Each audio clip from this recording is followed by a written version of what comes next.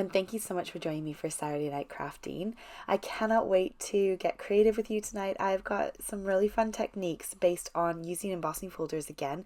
So I hope you're not sick of using your embossing folders and finding new ways to kind of stretch their purpose. But again, we're going to dive into using some tonight. I've got mostly Lisa Horton embossing folders just because that is the majority of what's in my stash. Hers are really great because they usually come with stencils. The techniques tonight are going to be without stencils. So you need any embossing folder, but a 3D embossing folder is best. You will get the most effective results with a 3D embossing folder.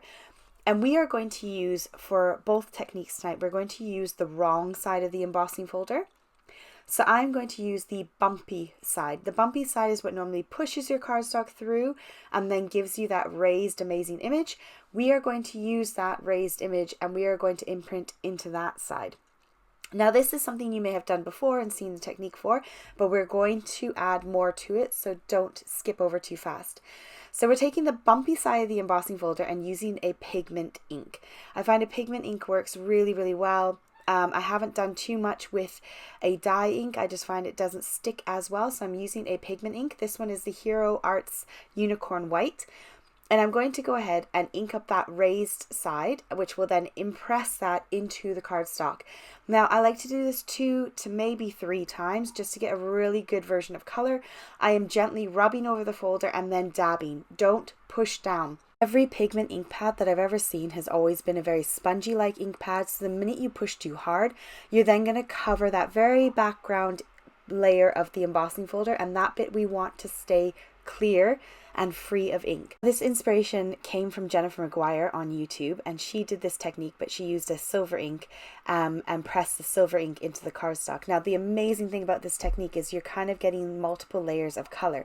So I've got the pink cardstock, I've got the white impression, and now we're going to go ahead and add a darker color to the very top layer. You could add whatever color you like, but you want to go darker than the color of the cardstock. If you don't go darker than the color of the cardstock, it might turn a bit brown, like you might get a bit of a funky color going on. So I'm adding on a dark purple. This is Seedless Preserves from the Distress Inks, and I am just spraying that over the top. You could go direct to paper and use your ink pad, but you might end up with your ink pad getting into those crevices of those roses or your images and kind of ruining that tri-colored effect. Having a brayer in your stash is such a good investment. I don't use mine often, but it doesn't ever seem to expire or go off or go bad, and I clean it after each use with just a bit of water. The top of it just pops right off, so it's super easy to clean. Now I am having to go over this quite a few times. This is a dye ink, so it just is taking a bit more effort and time to get that color onto the top, and it's hard to see here, but it is stunning. You can see the pink, you can see the white, and you can see that purple. But what I found was even more stunning was to use a pigment ink on the top layer of it. So here you can see the original color, and then this on the front you can see the dark blue, the teal kind of showing through the white, and then I use my VersaFine Onyx Black pigment ink to go over the top, and that really made that color pop. For my next one I use the scrapbookdotcom frosted ink, so it's metallic ink and it really shines, and here you can really see those 3 colors showing through: the purple, the sort of white shine, and then the black.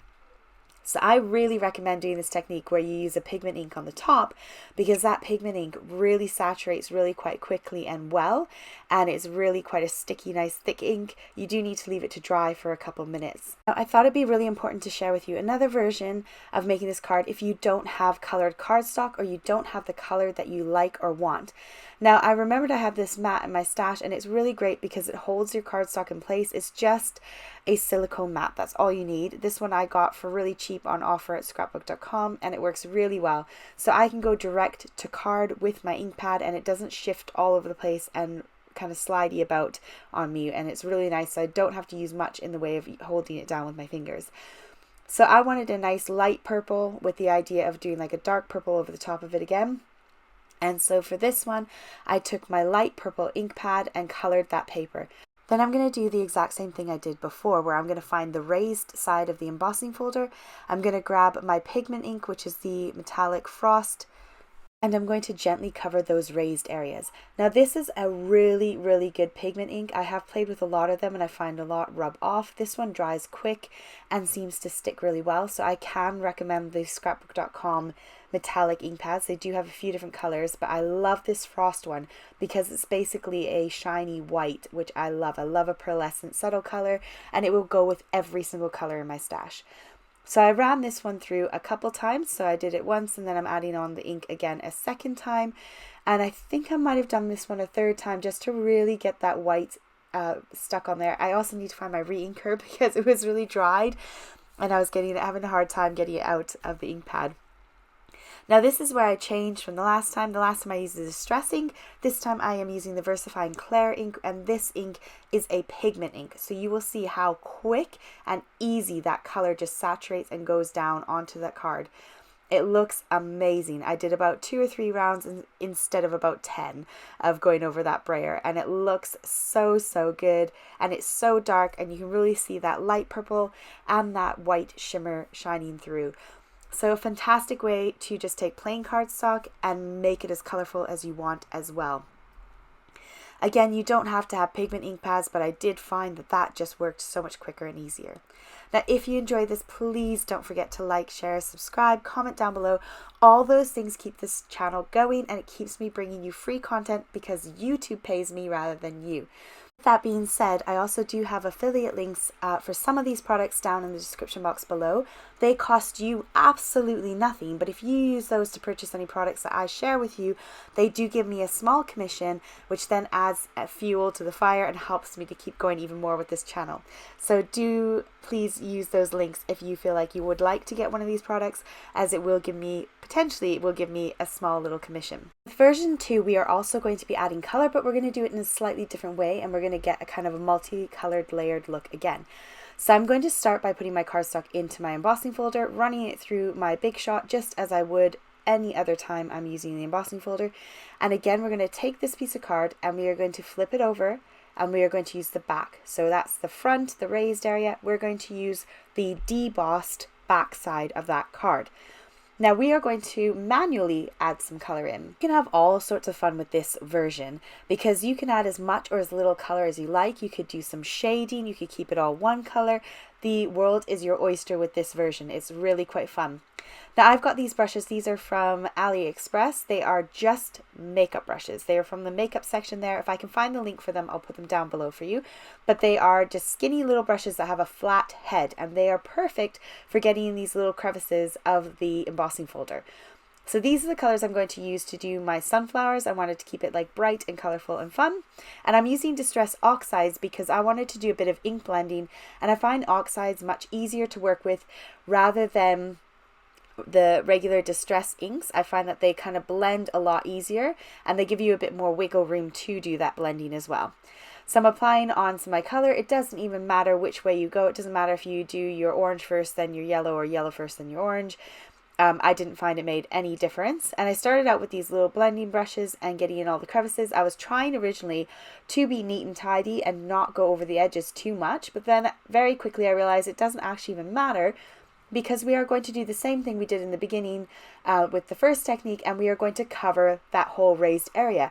So any of my little marks that are going outside those areas, as you can see here, are going to get covered up by our darker ink that we're going to apply at the end. So it doesn't matter how messy you get. All that you need to do is make sure you cover all those areas, and it's much easier to cover all those little crevices if you get a bit messy and get right up into those edges. So here it is completed. I didn't get as messy as I do on the second version. You'll see that in a second. But I did try and contain it a little bit. Didn't want to go too much on those edges, but then I realized that actually I'm just going to put that dark color on and it's not going to matter. So for the first one, I went ahead and used a Distress Oxide to go over the top. The thing you have to bear in mind with Distress Oxides is they've got a very chalky kind of feel to them. So if you go ahead and add a pigment ink over the top of this, you might really struggle to cover up that background because that kind of chalky feel to it creates sort of a resist. So if you're going to use oxides to color your image, make sure you use oxides to then cover the top part as well. Now the nice thing is when you start putting on this darker ink, it reveals all the bits you missed, and so then you can go in with your blending brush and add in some more ink into those little crevices. So here's my finished product. I've got a little bit on those raised edges around that sunflower middle bit, but I quite like it. I don't mind how that looks at all. And I did accidentally somehow get some on those middle circles, but with the oxides, it's really nice because you can just go over them a second time. And so I brought in my oxide ink and just covered up the blue that I had managed to get into the centers, and it was absolutely perfect, and you couldn't tell at all that I got blue in those center bits either. So this was my oxide version, which was nice and easy to do some ink blending. And then I decided to do the distressed version because I really wanted a black background, and I really wanted that black background to pop. So I wanted to be able to use my VersaFine Onyx black ink. Now while I was doing this, I remembered I had this really awkward blending brush that came in a set of my blending brushes, and it's just this weird skinny stabby thing. So I thought this will work great. I can just stab it into all these little crevices and get that ink right in those little holes, and then I don't have to worry about getting my little blending brush in there. And this time I didn't worry about any of the mess. So I did all those edges with this weird brush. And then I came in with my flat blending tool and just smushed the ink right on there. So you can see I've got this round tool, and I just rubbed that ink down and rubbed it on until I had a nice blend with my inks. So you can see there's barely any white space there. It's all a big hot mess, but wait until we come in with that black. So I first checked that it was dry, it wasn't going to smear, it wasn't going to suck in too much of the black moisture. And then I'm going in with my brayer again, lifting up my sleeves so I don't cover it, and look at this. It's like, wow. It just covers up the hot mess and creates this gorgeous, bright, vibrant background popping through behind all that black. And you wouldn't know how much of a hot mess it was because the black just completely covers it up. So again, I'm using dye inks with the pigment ink over top, and I just love that result. I did get those middles covered up a bit again, but you could come in then at that point and use something maybe like a paint over the top if you're bothered about the middles. Now to share another version, I have this birthday balloon set from Paper Rose, and so I embossed it, and then I added on the color into the balloons, and then I covered over the top with the blue ink. Now this is distressed oxides again, and it was really nice and easy to do because it was just simple balloons. However, my far left side did kind of get a little bit of an ink mess up, but I'll share with you in a minute how I fixed that in terms of making it into a card. Then I did another one with the distress inks, just to kind of give you a comparison and show you what it looks like between having a regular dye ink. And this one I didn't bother even trying to stain the lines again because I'm going to use the black over the back and cover it up. I cannot tell you how fun all these cards were. I did way too many panels and way too many backgrounds because I couldn't stop. It was just so much fun playing with different color combinations and trying out my different kinds of inks and seeing what worked with each other. But the magic is when you do the final step and you cover that whole back panel and just really black out all your errors and your oopsies. It just is amazing. I love this look once you've done that brayering. And you can see how gorgeous it is. And you do occasionally see where you missed, and then you can just go back in, like I said before, and fix it. So let's turn some of these into cards so that you've got more inspiration of what to do with them. Now this one, I had all that kind of mess along the sides, so I just trimmed it down to be a nice little panel that could go on the top of my card. I thought it would be really nice to have a kind of matching layer for this card as well. So once I trimmed this panel down, I decided to add another little panel behind that where I was going to emboss it in just the same embossing folder, but leave it all white. So you got that texture in the background, which added to the fun texture that was already on that front panel. So I went ahead and embossed that just like I did the original one, but didn't touch it at all and just left it white. And to tie in the colors a bit more, I decided to cut myself 2 more layers that were about 1/2 centimeter bigger than the 2 layers with the embossing on them. And then to add color to that, to tie it together to the card, I just took my ink pad in the bundled sage and just colored the edges. This is such a cheap and easy way to have faux colored cardstock that will match perfectly with your project. I often forget to do this because it is such a simple oldie but a goodie technique to do. Once I had all my panels done, I just simply assembled it all together, glued my backing pieces together, and then glued my top ones together. I wanted to add a little bit more texture and interest to the top panel, so I did grab some of my sheer ribbon and attach that to the front of the card, just to add a little bit more interest.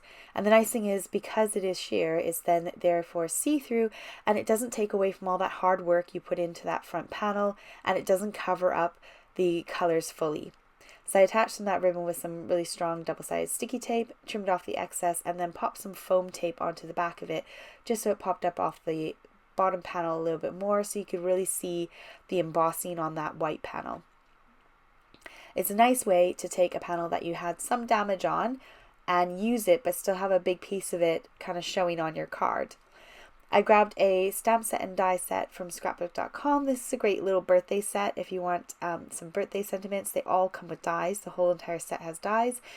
So I stamped out using a stamp platform so that I could stamp in the Distress Oxide and stamp it a couple times to make sure it was nice and solid. And then I added some foam tape to the back of it to pop it up over top of my ribbon. And then that was it. I didn't feel like I needed any more to that card. I love the sort of calm pastel look that it has. Now the next panel was probably my favorite of all of the cards that I did because of that gorgeous shimmer and just sort of the vibrant purple and black. I just love all those colors together. So I decided I wanted to keep this one quite simple and quite minimal on the front of it. I really wanted those roses to be the primary focus. So I've matted it onto a black card base. All of these are about 5.5 by 5.5 inches. And then I grabbed that same stamps and die set because that was already on my desk ready to go. And I decided to use some Wow embossing powder. Now this Wow embossing powder is like a pearlescent one, and it's actually not available anymore. It's expired or retired, whatever they call it, but it's really, really pretty, and it's just kind of a pearl one. So I decided to use that to go and match my roses in the background. So I stamped it with my sticky embossing ink and then covered it in my embossing powder and heat set it to melt that powder and make it beautiful. And then I grabbed that coordinating die cut it out, and then popped it up on the card. A really, really simple, easy way to just add something to the front of the card that doesn't take away the background. Now once I popped the sentiment on, I wanted to add something a little bit more, but I didn't want to add gems. And so I thought I would put some little butterflies on, and I have this set that's retired. It's not available anymore, but it has these butterflies in the panel die, and I thought they would be perfect size. And I've got some pink pearl cards, so it was matches with the kind of pearl theme I've got going on with the card. So I die cut a few of those out and used 3 of them. And I just bent them in the middle and then kind of curved their little wings back a bit so that they had a bit of dimension to them. And then popped a bit of glue in the center on the back and stuck them down. And then to finish off those little butterflies, I just added 2 little pearls to each butterfly. These absolutely teeny tiny pearls. And I love how this one turned out. I think it's absolutely stunning and really, really gorgeous. The best bit about this card is that it hardly took any time to put together. It was so quick and easy. Now for my next cards, I remembered that I had these they're not stamps, they're printouts from Lisa Horton, and I bought the matching dies with them, and I haven't used them yet, but I printed these out on photo paper and did photo quality printing. And my printer is an EcoTank, so it cost me practically nothing to print. So cheap. And these are really fun. I'm really annoyed I haven't used them yet. You buy the downloads from her site, and then you can print them as many times as you want. So it's like unlimited sentiments. And then you can buy the dies that coordinate with it, or you could just cut them out yourself by hand. But the dies fit over top of the images absolutely perfectly. And you can just tape them down, run it through your die cut machine, and then you've got sentiments in seconds. It was really awesome. So I printed a few sheets of this out. You get, I think maybe 5 or 6 different colors. You get white on black, black on white, and then a few colors. And so it's quite nice. It's a nice little option to have if you want sentiments, but you don't want to have to buy a whole bunch of stamps. This works really, really well. So these ones all kind of had a cheer up, things will get better, life is good, really kind of vibrant sentiments. And so I thought they went really, really, really well with my sunflower cards. So I just chopped off the ends of them to trim them to fit the card a bit better and added a few gems or sequins on the front to finish them. And I love it because these little sentiments give that background its chance to shine, and I love that because we spent time and effort on these ones, and coloring these ones in and doing a bit of ink blending took a bit more time, so it was nice to add that on. For these ones, I had leftover flowers from a project a couple weeks ago that I did with you, and so I put those on underneath those little sentiment strips, and I love it. Now for this one, this birthday die is a paper rose die, and then the wishes is an old retired stamp set that I have in my stash. But you don't need much on these gorgeous, stunning big backgrounds. You can finish them off really simply, and they are stunning. That background does all the work. So I really hope that you enjoyed this one. and enjoyed this tutorial. And if you were following me on Instagram, you will have seen that I posted a few projects I made with Catherine Pooler and with her new release that just came out, and you would have had a little sneak peek of this technique over there, because I did do these 2 cards and shared them over there on my Instagram a few days ago. Now with these cards I used her new inks, and I coloured my own background using a watercolour wash with the ink pad. I stamped the first one with a silver ink. This one I did some yellow splatters on it and then ran it through the embossing folder, and then used the darker yellow ink and ran that over the top, and then created some flowers with her new stamps and die set. So these were really fun to make, and if you were wondering how I made them, now you know. So thank you so much for joining me tonight. I hope this is a good one and not too long for you, but I felt like it was such an awesome technique to share with all of you, and hopefully you have some more inspiration for those embossing folders. Take care, and I will see you next week. Bye!